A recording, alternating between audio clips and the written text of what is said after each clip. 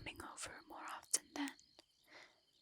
Oh no, that's not what I meant. I'm not complaining. I love having you over. And actually, I've been getting more and more into alien stories. Found something that you might like. Yes, I promise you it's not as depressing as the other one. Okay, sure. We can do story times before dinner. Come in. So this one is called The Little Fork Body Snatchers by Andrew Layden. You ready? Okay. Over the past few decades, a disturbing rumor has been spread throughout the backwoods settlement of Little Fork. People there tell tales of so-called alternates who kidnap and impersonate the small town's residents. Taking the form of their victims, they appear human at first glance, but the alternates possess uncanny facial features like dead, bulging eyes and unusually long limbs. Oh, come on, no, I promise you this is not depressing. Just keep listening, okay?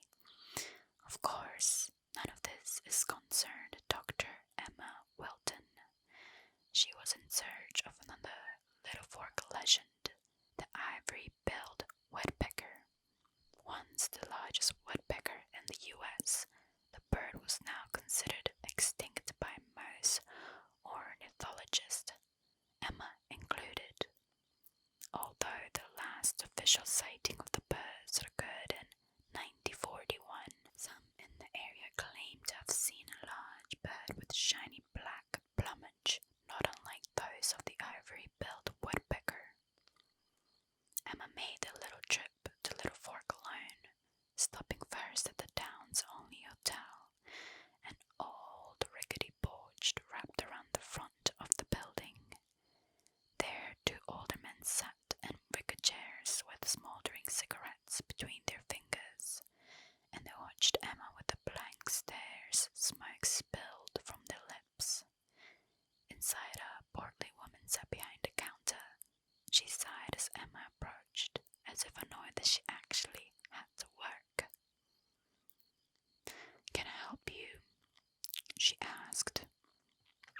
Yes, I booked a room. It should be under Robert Monroe," Emma said. The woman blinked long and slow. "You're not Robert Monroe?" "No, but the room was booked for 2 people. "That's right," the receptionist said. "And I'm the second person. I'm Emma Wilton." "I see," the woman said. "And where is Mr. Monroe?" "He decided not to come." "Why not?" "That's personal." Emma forced a smile, but it was hard to hide the irritation in her voice. "Well, I can't let you stay in the room. It's booked under his name." Emma sucked her teeth and glanced around the dingy interior of the hotel. Aside from the 2 men out the front, the place was dead, meaning no offense, but this doesn't look to be a busy hotel. "None taking," the receptionist replied dryly. "What are the chances someone would come to the hotel and correctly guess the name of a guest?" The fat receptionist pushed a greasy strand of hair behind her ear and shrugged. "Company policy, you can call him if—" "No," Emma said quickly. "You must have his number on file. How about you call him, okay?" With a sigh, the woman picked up the phone and dialed Robert's number. While they waited for him to pick up, Emma paced around the lobby. She stopped by a bulletin board which only had 2 papers pinned to it. One was a flyer for a local concert scheduled for 2 months ago. The other was a wrinkled notice about a missing girl. According to the faded black letters, the girl's name was Ashley. She had disappeared 2 years ago at the age of 16. Sad, but again, it was none of Emma's concern. While the receptionist dialed Robert's number a second time, the old man from the porch entered. "Don't get many visitors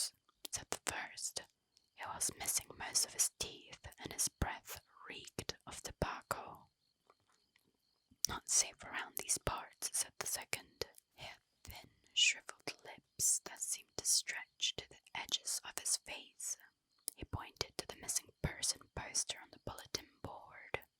Emma offered a polite smile. "I'm just here for the forest," she said. "That's exactly the place you need to avoid. There's a killer in those woods. Done skinned poor Ashley, and she ain't the only one," the toothless man said. "Not so, wasn't no killer," the other said. His friend shook his head and sighed. "They say she was seen in the neighbor's barn, but she wasn't nothing but a cheap copy. A fake. An alternate." Emma had heard the tales, but she didn't have the energy to argue with a couple of old men.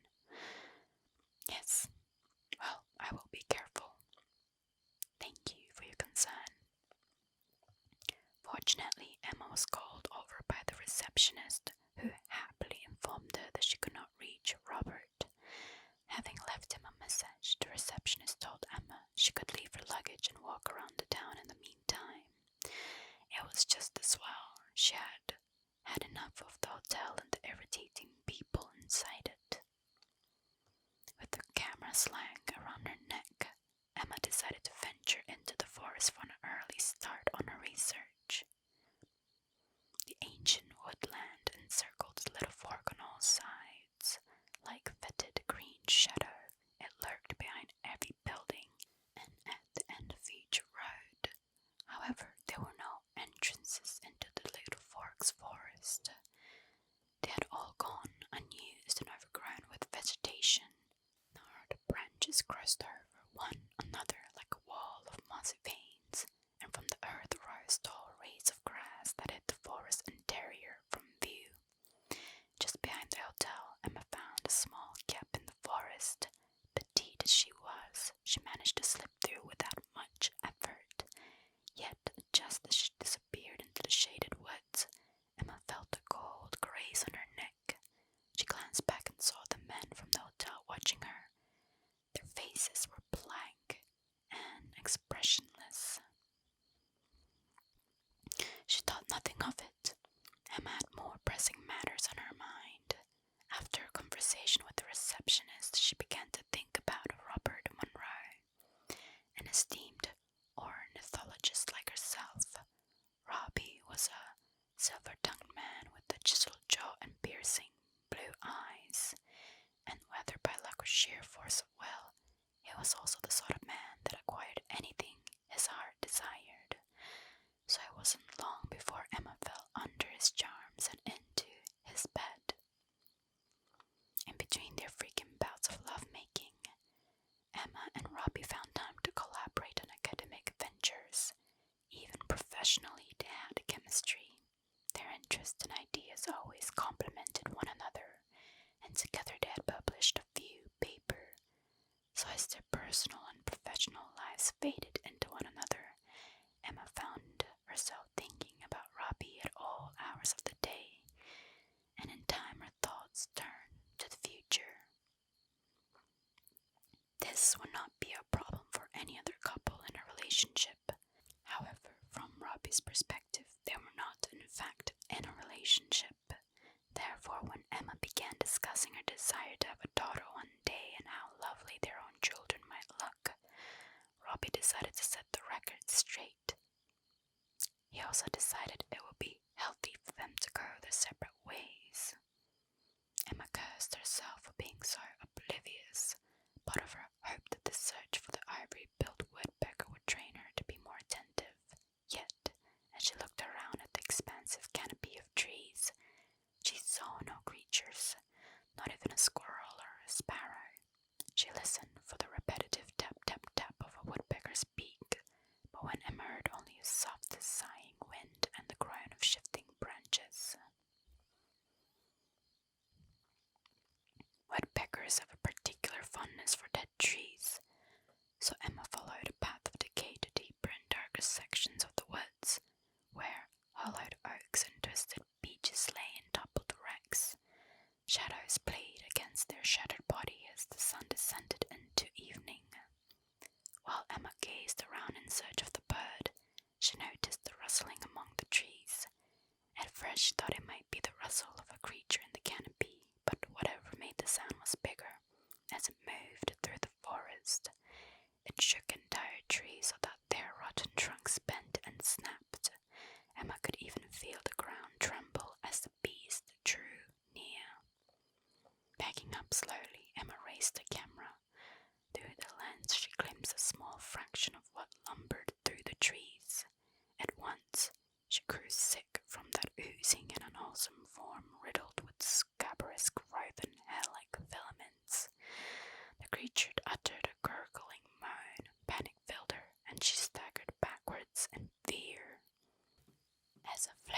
tendril reached towards Emma, her foot slipped on a twisted root and she tumbled down a hill.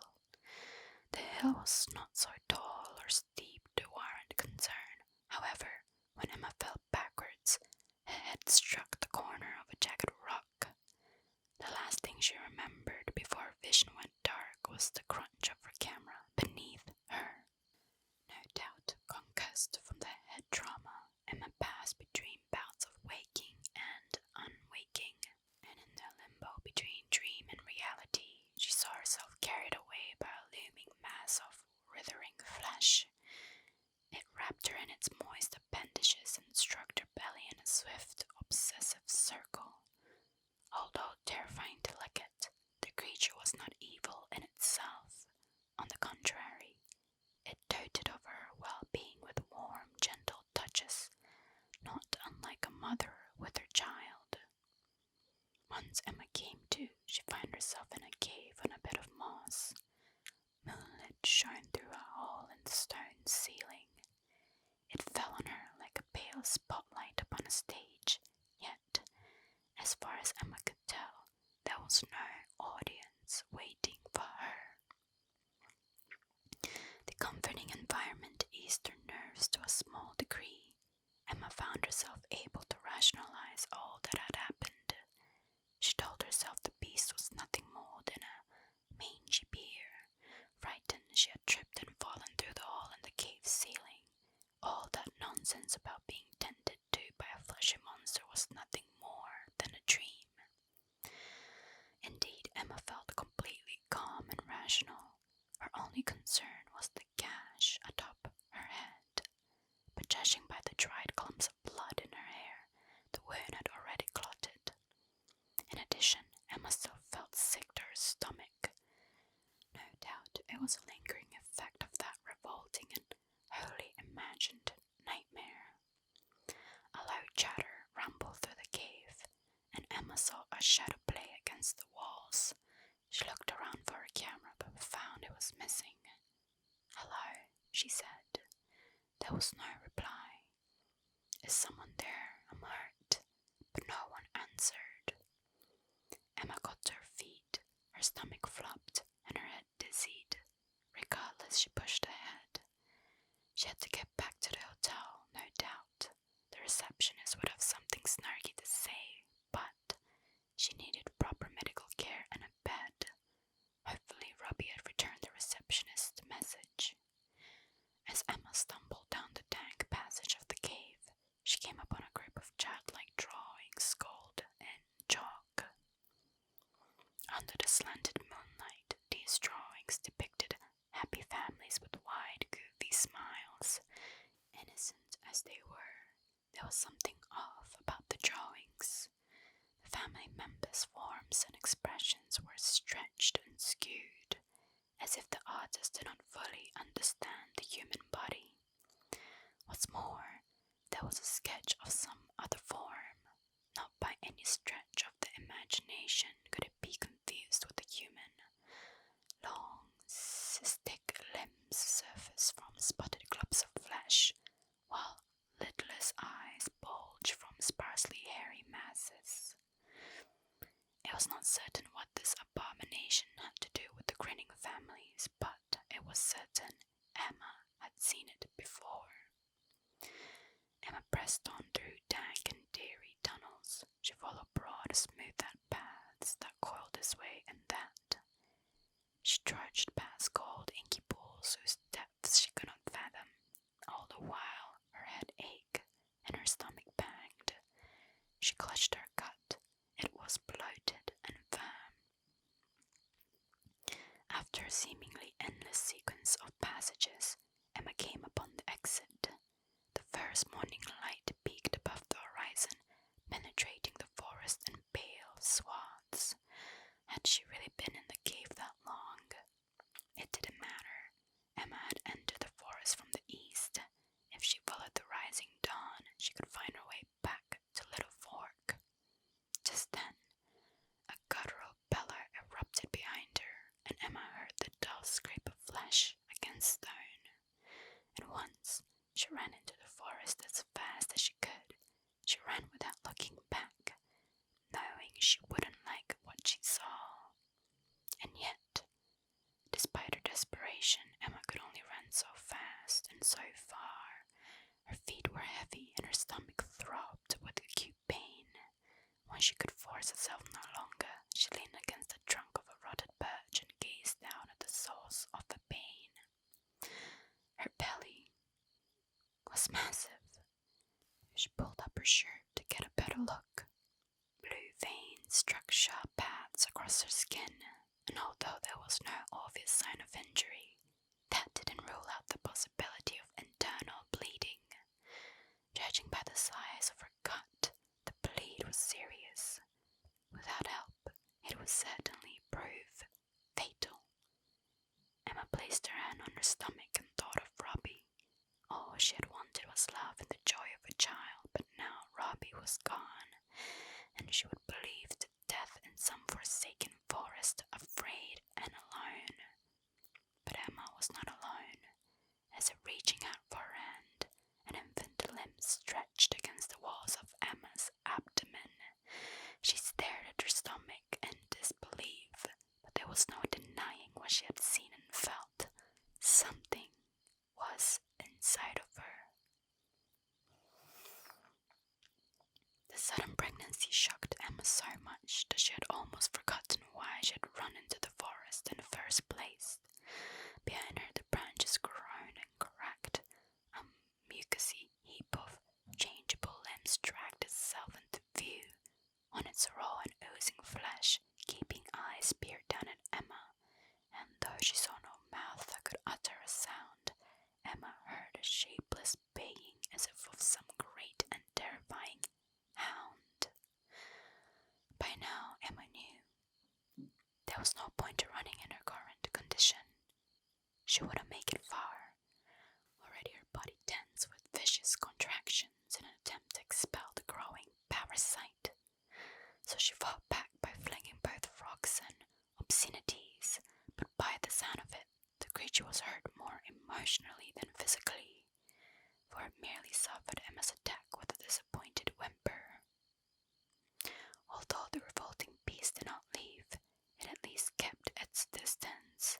Its engorged eyes peered through the crooked trees while its tentacle limbs twisted and snapped. It was waiting. Another contraction sent shiver pain through her loins. She felt something burst between her legs, and a gush of hot liquid spilled onto the ground. The writhing mass of contorted limbs gooed with delight. Emma staggered to the ground. Birth is never a pleasant affair, but her pain was too sharp, too quick. Blood oozed down her thighs, soaking her trousers red. Tremors ran through her arms in tune with the violent pangs that wrenched her gut, and it took all her strength just to slip out of her clothes. When she did, to her horror, she saw a pair of pink wormy hands forcing their way into the open air. Emma bit her tongue to suppress the screams rising in her throat, but she could not resist the swelling current of terror and skin-splitting pain. As the parasitic child exorcised itself from her bleeding womb, her tortured wailings reached greater and greater heights. Emma watched helplessly as the nearly human child ripped her into a long literal gash. By then, her agony had exceeded the limits of her perception, so that each new injury was a mere wisp lost amid a hellish conflagration. Ouch. There seemed no end to the torment, but in time her trials finished, and before her lay a raw and mewling infant. The small creature looked up at Emma with eyes not unlike her own. It studied her briefly and mimicked her exhausted expression, and below the child's left ear, she noticed a pair of black moles. It was a feature she had only seen it in the mirror, but there was something off about the child's appearance. Its lifeless eyes sat too many inches apart, its limbs reached too far, and its familiar smile stretched too wide.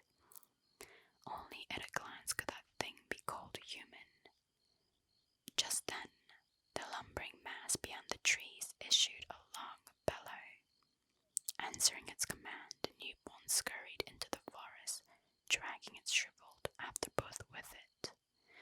That was the last Emma saw of it. As for the malformed beast, Emma was not safe just yet. The bristly heap of flesh peeled back the trees and pulled itself towards her. Emma grabbed her clothes and rose to her feet. Hot gore spilled down her legs, and a dreadful ache smoldered inside of her. But she would not let the beast take her again. "Leave me alone," she screamed and threw a rock. Emma didn't even wait to see if the rock hit. She bolted as far and fast as her feet would carry her. For well on an hour, Emma jogged through the trees. When she could jog no more, she decided to walk, and when she could not walk, she stopped to dress.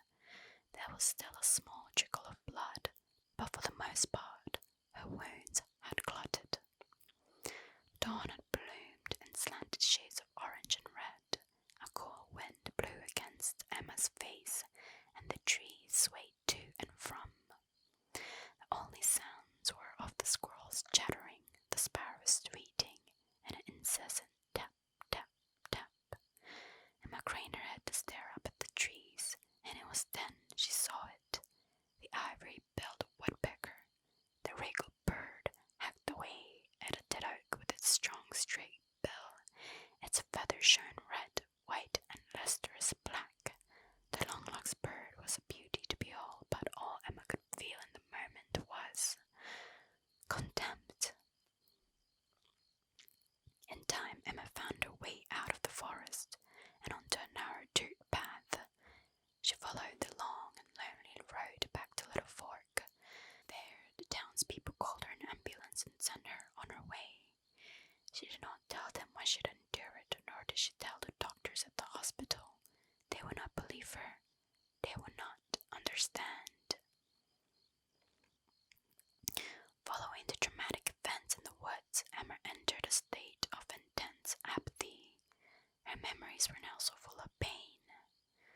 To avoid feeling them, she had learned not to feel at all. That night had changed her. In her darkest hours, Emma wondered whether the monster had stolen her humanity as well as her womb. A week after the event took place, Emma received a phone call. It was Robbie. "Emma, I just heard the news. Are you okay?" he said.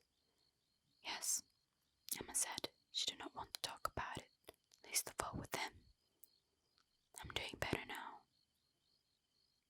"I'm glad to hear that," Robbie said. "So it's all true then, what happened?